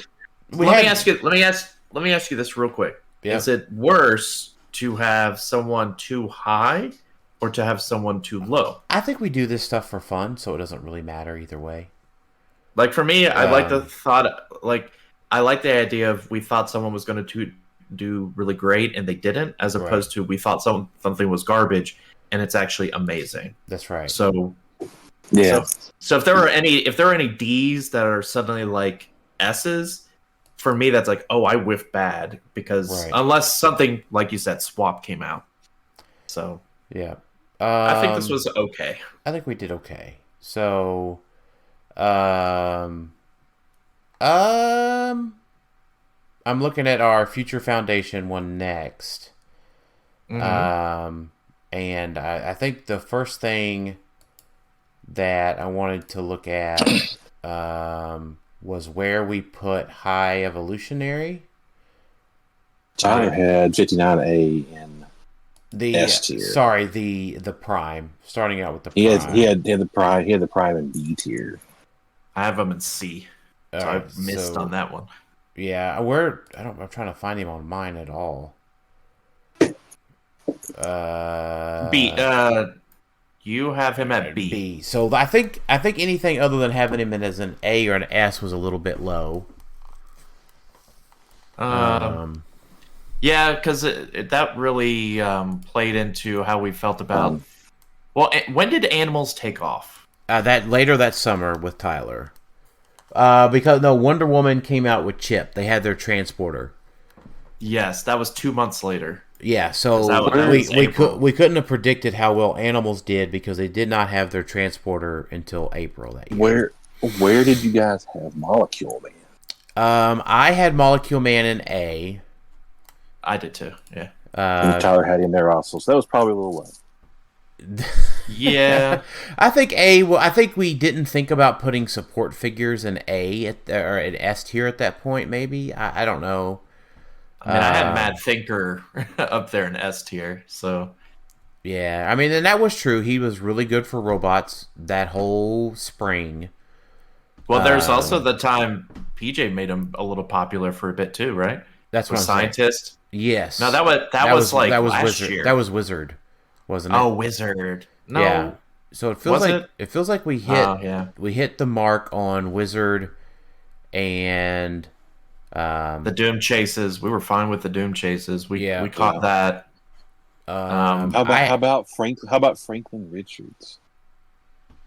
Oh, he was in a different set, wasn't he? Yeah, that was first. Never mind. That was pre that. Never mind. Phew. Jason, I had sweat over here. I had Herbie in S tier for some reason. Maybe because that was the one PJ said that Herbie was good. So I think Yeah. I'm blaming PJ on that one. You had Herbie in A tier. Yeah. Well, I would. I had him in B tier. My biggest whiff, I think, on this set was I had She-Hulk, Legacy She-Hulk in S tier. Because so did Tyler, and I did too. We all had She-Hulk in S tier, and I think that was primarily because of her map re-rolling. Like She-Hulk and adjacent friendly characters take a maximum of 1 damage from Prime characters. Primes were bigger back then. I feel like people were playing Primes, right? Well, that'd be good right now. But that was also before all the theme team changes, and so it's like if she everyone was playing theme then, I think, or trying to, and so her little role for theme was pretty good. Oh, and Fantastic Four swap, so you could play her and then you could swap her out with Fantastic Four, right? And so there was something there, but it just didn't take off like we thought it did. So we kind of I had Morgan Le Fay in S. That was a little too high for her, but she did make a good splash. I think A would have been more appropriate for her because she did enable the Doom chases with Avengers swap. One of the swaps. She had the dual keyword. Yeah, it didn't work that way. I think that might have been part of the problem because what she said is Avengers and Minions of Doom or something could be treated as one keyword. Yeah. And so the wording specifically made it to where you couldn't swap them because it isn't as if Minions of Doom were Avengers and Avengers were others. They were just treated as one. So like the powers didn't work. Like the swap skis didn't work as we probably thought it did. Right. That's probably fair. But looking at like all the rest of the pieces, I think we did okay. There's none in D that I feel like I whiffed on. C, like some of the sidekicks, like I think this is probably where we were saying, okay, we don't know how sidekicks are going to be. So if it's an okay sidekick, we're going to keep it at a C because someone could try to make sidekick worth. Well, I tell you what, I think we did miss on one character in D tier. Oh, who's that? Julie Power. Yeah. Really? Wes played her to good. Yeah. To good placings. Not a win, but higher than a D tier. Huh. I must have blacked out during then. Where'd you guys have Uatu? I had him in A. Tyler had him in C. C, and then on Alex. Principle, I had him at B. Yeah. That may have been a miss, but it was pre-errata Uatu as well. So. Yeah, he took off in the Mission Point team. So. Yeah. That was when Tyler was very much anti-Iwatu because of the jokes we made. So Yeah, he still is, even though he's not even playing. Anything Wonder else on Woman. future? Yeah, perfect. Good job. Let's move on. So let's see. All right, move on. Alex, your S tier. You were spot on, except for Prime Wonder Woman. Where do I have Prime Wonder Woman on? Oh, she was all right for a hot second, wasn't she? Maybe not an S. Probably not an S. All I know is she would be today. Yeah, that's true. Because she's a black Right. lantern. I think she'd be great right now. When I was going through Black Lanterns, I was like, man. I mean, she could heal above her starting line like the others do, but she's only 60 points. Yeah. And she would be pretty decent right now. But yeah, that would be a whiff. But I feel like I was. And she was hard to KO unlike the other ones we have now. Yeah, that's true. Yeah. So I think your A tiers, maybe Guy Gardner was okay. Yeah, and Green Lantern maybe. I think Yeah. because he got played at lower points, I believe. And I played him a few times. That 19 defend was nice with the ESD construct. Tyler had Green Lantern in S tier. That was probably a little high. Oh, he did. Yeah, I whiffed on the other ones though. I don't know why I don't know why I had Was that Minotaur? Why did I have Minotaur so high? I don't know. I don't know. That's probably not the actual generic Minotaur. By That's the the one way, that's the for named one. what it's worth, Alex, your mouse clicking is really loud tonight. Tyler had. Go ahead. Just FYI, your mouse clicking is really loud. Yeah, I know. I got to figure out a better setup for my mouse. Right. Tyler had Prime Giganta, Flash, Chip, Faust, Scarab, Sky Tyrant, Commissioner in S tier, which that seems pretty spot on. Everything except for Green Lantern, yeah. Yeah. And then his A tier was non-Prime Giganta, the Shifting Focus, Wonder Woman's, And Lex, Guy Gardner and Shazam. Yeah, so maybe a miss on Shazam. Yeah. What I think we all missed was Teen Lantern. We had her. Yeah. Tyler had her in C. I had her in C. You had her in C also. Yeah, so she was definitely at least an A tier figure. You had Star Sapphire and B. You had Star Sapphire and B. I had Star Sapphire and B. And Tyler had her and B. Yeah, so we probably missed out on those two being an A. Same with where'd you have Felix? I had him in A. Where did Tyler have him? S. Yeah. S. Yeah. I was a little low. I had him at B. Yeah, I think in my S tier I had both Gigantas, Flash, Lex. So I missed on Lex a little bit. I missed on Wonder Woman Prime being an S, and then Chip, Scarab, Sky Tyrant, Commissioner. And then my A's were the Shifting Focus Wonder Womans, the Green Lantern, the Shazam, the Guy Gardner, and the Felix Faust. I don't think I really missed out on too much other than that. I think our biggest miss was probably Teen Lantern being in C's. Mm-hmm. Mm-hmm. I mean, mine definitely is Minotaur and Talifar in A for some reason. I don't know why I had them both. I guess because at that point, Animals was better, and so Talifar was able to get Gorilla Cities on Amazons and stuff like that. I don't know why I thought that was as good as it was, but yeah, you're right. Once again, if I'm thinking of like lower tiered should have been much higher, then yeah, that's probably the one. Maybe, well, no, Flashes didn't really do that much. The Blue Lantern Flash. Yeah. Yeah, that's probably fair. I'm clicking through. Oh, Avengers for Empire, Fantastic Four, whatever. Well, did we not do one? Did we did one for? No, we should have one for Rise and Fall. I don't see that one on here. Yeah, goodness knows. Probably don't have that saved somewhere. It was all trash. No, no, I have it. I have it. No, I have Rise and Fall. No, I don't. Hold on. I do. I would have it. I will have it. Hold on. It'll be in our podcast chat.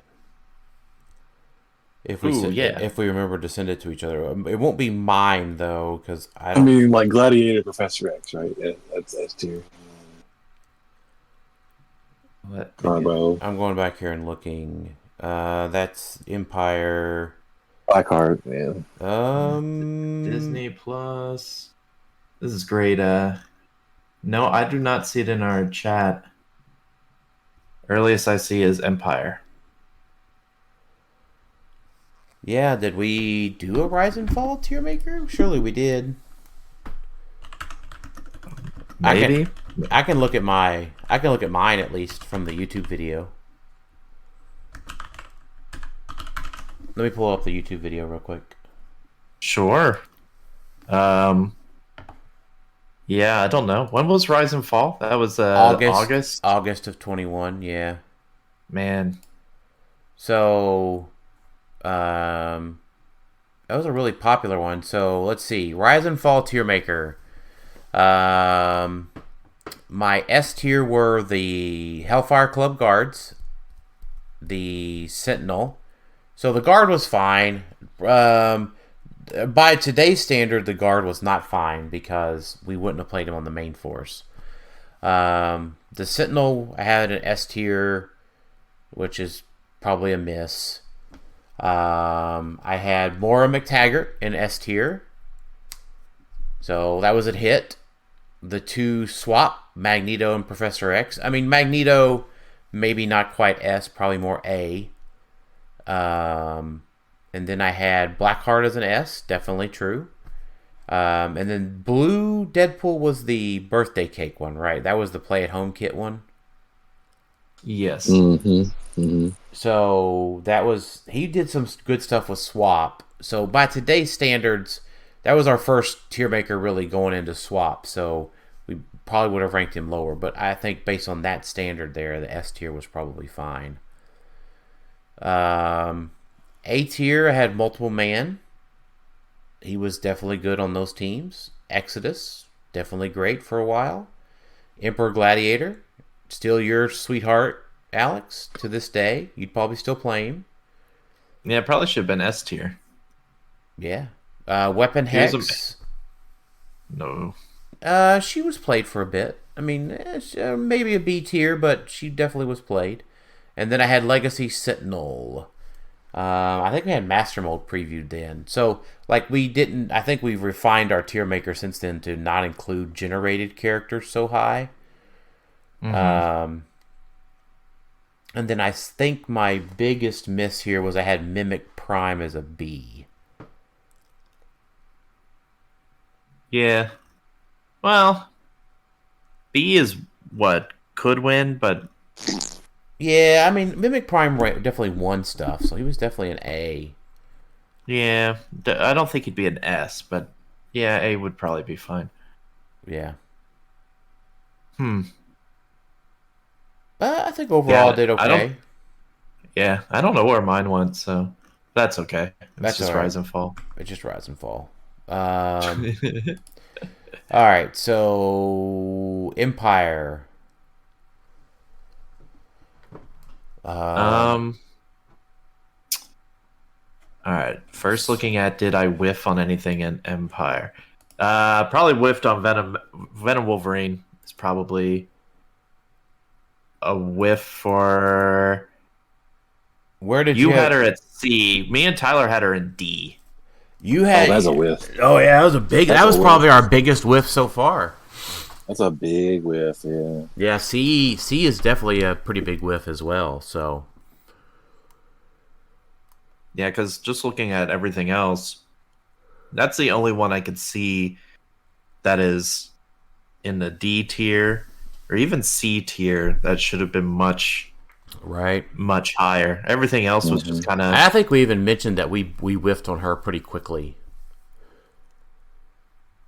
Yeah, because I guess the concept of, like, getting her double tokened so she can like continue to do stuff. Maybe that was just a little. Maybe that's just foreign at the time. Yeah.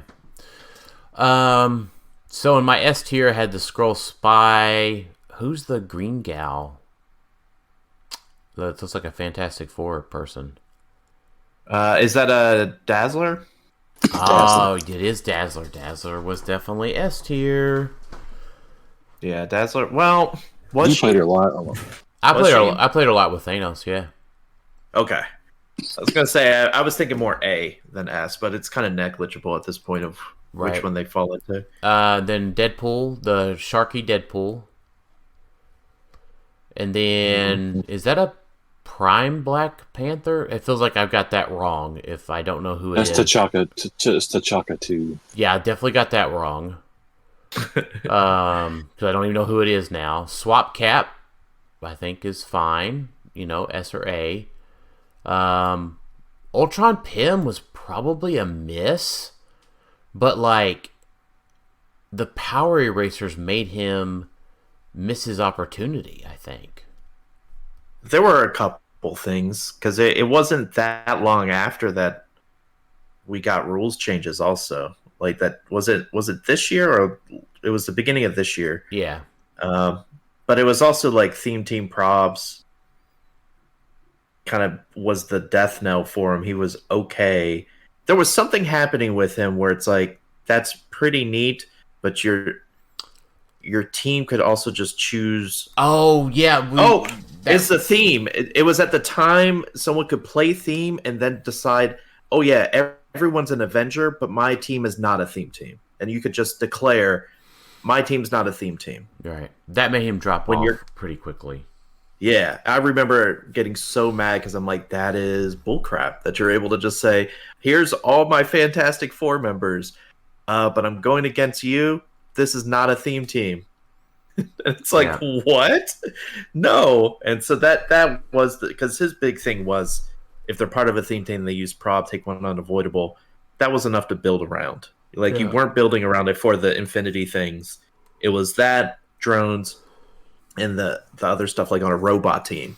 And I remember just getting so mad at just like that is the dumbest. And I think they fixed that. Maybe? I don't remember. Yeah. It was a dumb ruling. Yeah, it was. But then, Captain Marvel Prime totally saw plenty of play. And then Demon and Armor and Venom Magneto. And then my A's were Legacy Cap, which saw some play on some drop-off teams. And then they errated the Mark, the Hunter Wolverine guy. Yeah, you were a lot bigger on this set than me and Tyler were, for sure. But I missed. I mean, obviously I missed on T'Chaka, and my A's were slightly off. And then I had Chase Beast as a B. He probably should have been an A.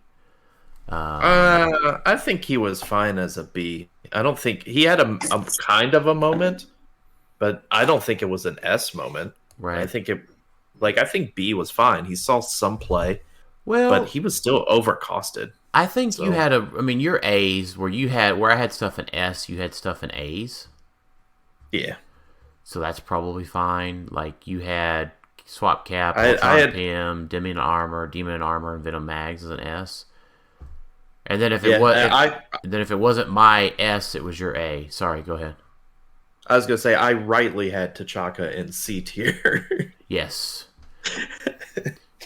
Give me my one. Well, so the other thing that was that Gamora Prime didn't see enough play. Requiem? That's because of Thanos. Wasn't she called Requiem? Yeah, she was the one that got rid of defense powers. Yeah, that's probably right, Jason, because she was going to get rid of defense powers on the friendly team. No, you're thinking of the wrong Gamora Prime though. The one in Avengers there, Fantastic Four sucked. The one you're thinking of is in War of the Realms. Oh, okay, never mind. Okay, got it. Yeah, this one, at the beginning of your turn, if a friendly character was not targeted without wit since your last turn, heal Gamora 1. When a friendly character is targeted without wit, gain 1 mission point. That was kind of her thing. Yeah, she was awful then. And it looks like Tyler's was pretty spot on as well. Yeah. We had a thing. We liked Sunspot for some reason. He was all right at 50, I guess. The AIM team. He had the AIM team up card, right? Or was that there were different? No, ones? there's no team up cards, but in this he made AIM Avengers, I think. No, his thing was AIM or Scientist. They had Safeguard Outwit, like if he succeeds on leadership, and he also had the thing where if they're adjacent to him, if they take 4 more damage, they take 3 instead. So like he was kind of like helps mitigate damage a little bit, which was prevalent during that time. So we thought maybe that was enough to want to play him. Oh man, guys! So War of the Realms. Yeah. I think this is pretty straightforward. I had Destroyer and Deity Mary Jane as S tiers, which they totally were. Deity Mary Jane was an S tier? I had her at A. Because she made Thanos work with Dazzler. Yeah, I still think... I think A was fine. Yeah. S or A is fine. I don't really... Destroyer was definitely S tier. That's pretty much it. Yeah. And then I had A. I had Wrecker at an A. Tyler had Wrecker at an A. You had Wrecker at an A. Yeah. Wow. This is a lot harder when we don't have the pictures. It is. Did we miss anything down low? No, we didn't, because there was nothing played from this set other than that Mary Jane, Wrecker, and Destroyer. Yeah, I'm looking like Doctor Strange was bad, Thor was bad. This was just a bad set. The Doctor Strange was the recruiter one, though, right? No, that Doctor Strange, we had a B, so we were kind of right on that one. Was that like the B ones? Was this the recruiter Doctor Strange, though? Yes, 50. Doctor Strange 50, 050 is the recruiter one. The chase one was the really bad one that was holding up the Eye of Agamotto and only had stealth. Like I feel like we were pretty good. I had B's. Was Black Widow. I had Prime Gamora, this was the better one. I had the Recruiter Strange. I had the Chase Black Widow, which I played a few times. At maybe even Champion Clix. I had the Spider-Man, which that was the time one that had all the probbing, who's it's and was it's going on with him. Like he was kind of borderline. I had She-Hulk, which I thought she was pretty decent, maybe B, probably more C. And then I had Surtur. I guess Surtur was kind of a miss because I don't think he really saw like any play, to be honest. No. I think I probably had Loki's too low because there was that pretty popular Loki team that did pretty well, right? Yeah, he got second at Nats last year. Yeah, so like I had him in C, so he probably should have been a B. But no, the rest of this set was pretty awful. But looking at some of those now, right? Like you forget that the Lokis were in there. You forget like this. I had Scarlet Witch 004 as S tier, which was probably too high. She probably was an A. I had her there because of Avengers. Right. And like Avengers desperately needed a taxi at that point. And I played her as a taxi, carrying 3 characters, TK, Prob, phasing, like she was great at that time. But then Avengers got a little bit better when we could have access to Lockjaw and stuff like that. So I was pretty okay with that. Are you looking ahead? Yeah, I am, because you were I was. Yeah, so Disney Plus. Oh, let's go Disney no. Plus Oh gosh, guys! Oh no, What did you do? It's awful. We have a ginormous miss here. I'm calling it a miss because this was obviously a big miss. Are you talking about Scarlet Witch? So yeah, I had her in B. You had her in A. Yeah, I had her in A. Tyler had her in B. Oh yeah, she was definitely S tier. Yeah. Beyond S tier. But in our S tier stuff, I had Darcy. I did like Darcy. She did play very well. We had Captain Carter Prime there for some reason. She had a moment, didn't she? Not enough to like be S tier. Not enough. Not enough to be S tier. Yeah. She probably should have been a B. Yeah, she probably should have been a B. And obviously, Saki, I had Saki as an S. Yeah, we all recognize Saki was good. Then I had Starter Awatu as an S. Where did I put Starter Awatu? Oh, he's a B for me. We had Objects also. I had Red Wing as S tier. Yep. Which with Scarabs, that's probably okay, I guess. But I had Darkhold as A. That clearly should have been an S. Scarlet Witch. I had Darkhold as an S and Cloak as S. I had Cloak as B, so that's probably a whiff. Definitely a whiff on my part. So I think this has probably led to our 2022 world experiences. We forgot that the Angler existed. Well, and here's the thing. I would say we did not know about Mad Jim yet. So maybe I'll defend ourselves a little bit, because placing the rune would have been super freaking hard to do without the Angler. And there was no way to just give that to her. So I'm not saying that she should have definitely been an A at the time. So you got it the most right. Tyler and I definitely missed. Like the cloak is kind of a miss too. I think Tyler had it. Yeah. Tyler had the Cloak in B. You had the Cloak in B. So did I. Yeah, I missed on the B. I missed on the Cloak for sure. Well, now keep in mind the Cloak. Yeah, the Cloak would have been an S tier last year before auto equipping. Mm-hmm. Yep, sure was. I don't think we really had. I don't know if at this point we had really put together how great the Cloak was needed on Sarkarian Iron Man. We knew how great he was. I had the Cloak on. I had the Cloak on as S for Saki. Oh, yeah, you were just ahead of us. There you go, Dan. That's what it was. Now, I did have a miss here on the Power Broker being an A tier. Like Tyler had Wanda Maximoff and then Agatha, like the super rare one in A. That was definitely a miss. I feel like. Yeah.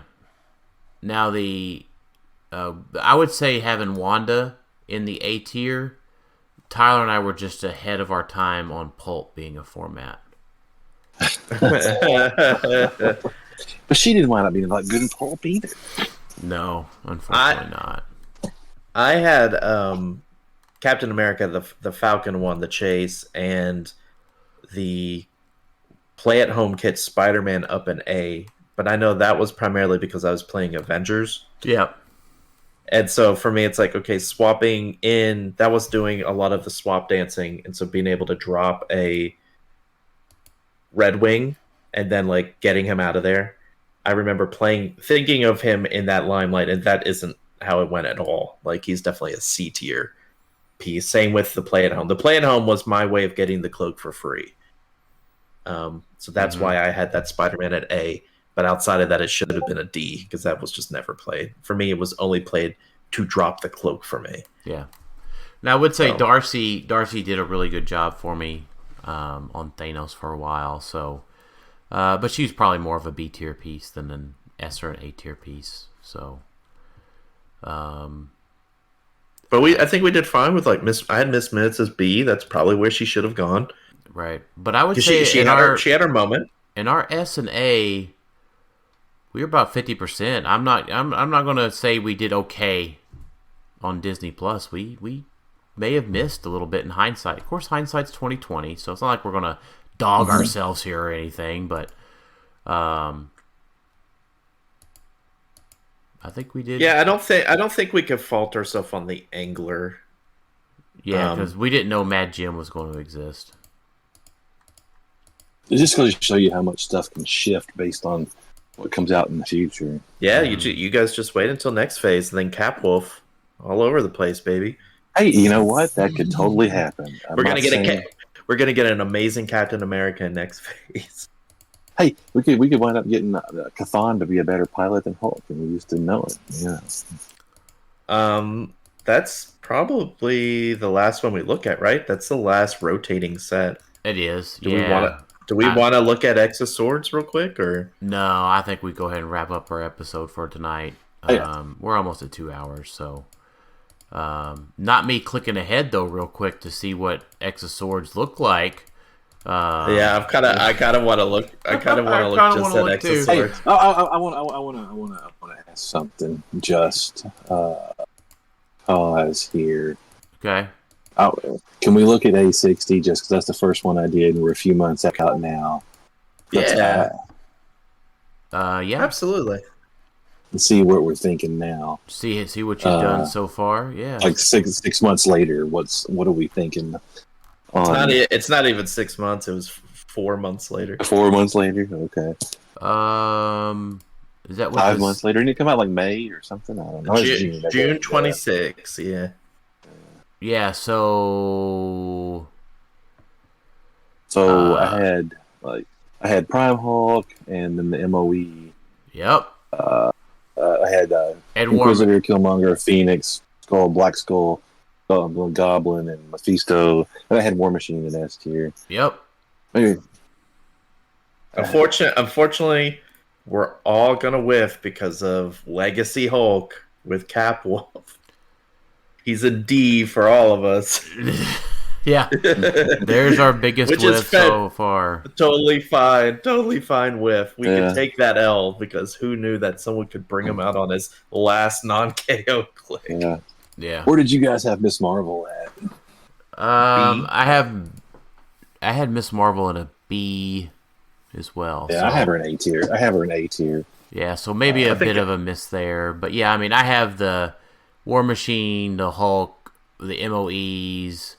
I mean, we have the other two MOEs as A. I have Doom and Kid Thanos as A. Yeah, that's what I had. Ultron still has a chance to redeem himself. Ultron has not done anything. Yeah. Ultron is a D tier piece currently until somebody proves him otherwise. Prime Absorbing Man, I think, is still... I had him in B, which he's probably an A. Probably. You had him as a B too, Alex, so... Spider-Man is an A. But he can still turn out to be something. Wait, hold on, let me see something real quick. When did we... Yeah, so I think the thing to keep in mind with this also, we didn't know what rotation was going to be. And so, like, at that time, War of the Realms wasn't really on the list mentally to go. Because that was the one right before Disney Plus. Like, War of the Realms, Disney Plus, and Empire in normal day probably would have still been legal if they didn't go hardcore like they did. So when I put Absorbing Man as B, it was the mindset of, we got a whole nother year of Destroyer, and there's no way you're playing this guy over Destroyer, just in general. Yeah, that's true. But now it's like, well, Destroyer's gone, so it's like, if you have no Prime to play, there's no reason to not play Absorbing Man. Right. Like, he's just your default, unless you have no sideline space. It's like, might as well just play him. Right. But that's a good point, Jason. I like kind of coming back a little bit more recent now that we're in a new modern. But the problem is we have Notorious since this set, so that's like it. Like Notorious, and then we lost a bunch of figures. It's like even Ultron, right? Like Ultron got incredibly worse since we did this tier maker because we lost Empire. We lost Pym. And Clay got errated. Like, she was kind of up there a little bit. But... Yeah, so hopefully we get more Ultrons. Like, that'd be sweet. Because he needs more Ultrons in order to really be good. I think he's great. Like, he's a kind of almost he's not really a temple because he's not expensive enough.